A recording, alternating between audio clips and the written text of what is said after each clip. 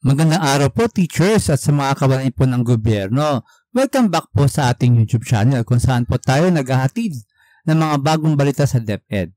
Ito na nga po, pagkatapos ng magandang balita tungkol po sa ating SRI o Service Recognition Incentive, kung saan minungkahi po ng ating mahal na Pangulo na si President Bongbong Marcos na taasan ang ating SRI mula po sa 18,000 ay gagawin daw pong 20,000. Sana nga po ay matupad yan at sana po ay maibigay po ito sa lalong madaling panahon. So, hintay-hintay lang po tayo dyan, teachers. Ang next po nating agenda is tungkol naman po sa ating pong hinihintay na balita. Ito po yung sa ating loan moratorium. So, kung maalala po natin ay naglabas po ang ating Secretary of Education na si Secretary Sanay Angara about po sa kanyang mungkahi na magkaroon po ng loan moratorium ang mga teachers at iba pang mga member ng DepEd na magkaroon ng loan moratorium sa mga affected po ng mga recent typhoons. So, sa ngayon po ay wala pa daw pong feedback yung DepEd sa clarifications na hinihingi po ng mga teachers group para po dito sa loan moratorium.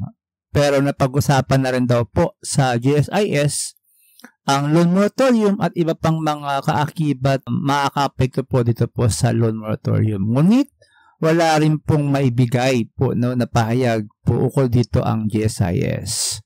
So, ang sinusulong po natin dito at mga iba pang mga grupo ng mga guro na una po dapat ay wala pong accrued interest sa ating loan moratorium. Kasi nga po ay para po makatulong imbes na lalo pang malubog yung mga teachers at iba pang member ng DepEd na mag-a-avail ng loan moratorium. So, dapat po una wala pong accrued interest at pangalawa po ay dapat merong matibay na memorandum of agreement between DepEd, GSIS at mga PLIs or private lending institutions para po malinaw po sa atin kung ano po yung pagkasunduan ng mga bawat panig at alam natin yung mangyayari po kung mag-a-avail po tayo ng loan moratorium.